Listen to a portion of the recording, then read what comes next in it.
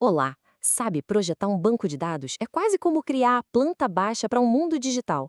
Tudo começa com uma ideia, né? Um problema no mundo real. E no fim, a gente tem uma estrutura sólida, prontinha para guardar informações.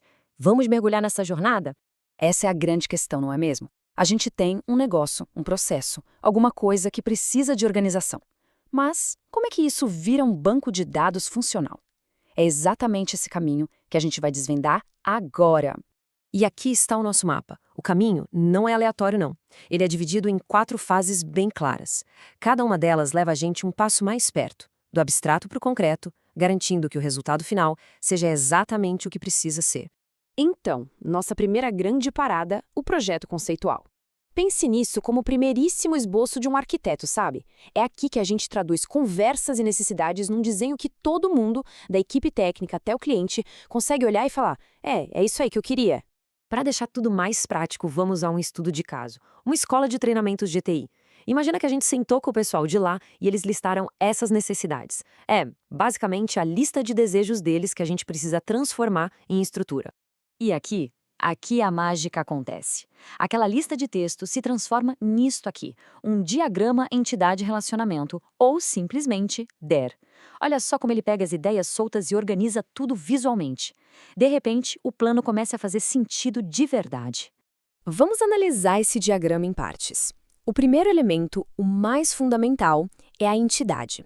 É, de forma bem simples, uma coisa importante do mundo real sobre a qual a gente precisa guardar dados. No nosso caso, as coisas mais óbvias são cliente e curso. São substantivos do nosso sistema.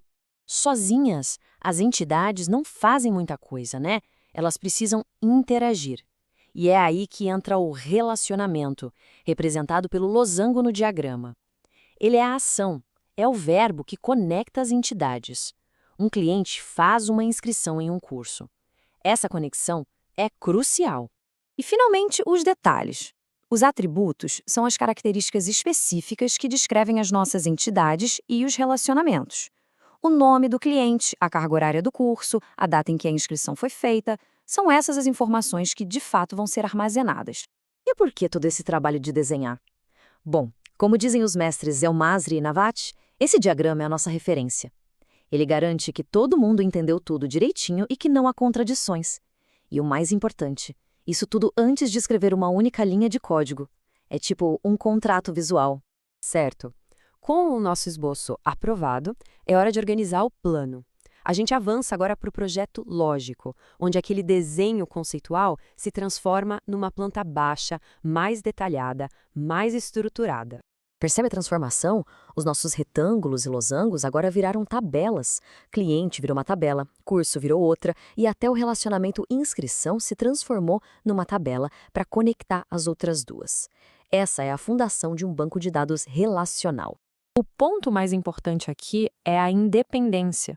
A gente está definindo como os dados serão organizados, criando um plano universal.